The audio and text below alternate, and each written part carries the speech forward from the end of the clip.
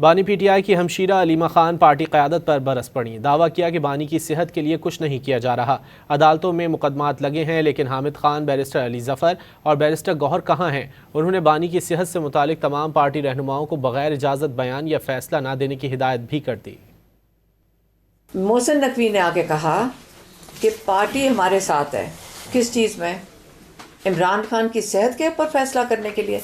बड़ा क्लियर हो जाए, ये तो ना पार्टी का मैंडेट है कि वो इमरान खान की सेहत के ऊपर फैसले करें, ये फैमिली का मैंडेट है और ये हमारे डॉक्टर्स का मैंडेट है।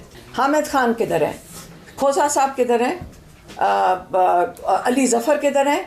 और गौहर साहब जो सेहत के लिए इतनी फ़िक्र कर रहे थे, जो सेहत के लिए पूरा ये कम्युनिकेट कर रहे थे, इमरान खान की सेहत को जो फारिग करवा दिया, तो गौहर साहब किधर हैं? इस वक्त चेयरमैन है। मोहसिन नकवी ने आके कहा कि पार्टी हमारे साथ है। किस चीज़ में? इमरान खान की सेहत के ऊपर फैसला करने के लिए।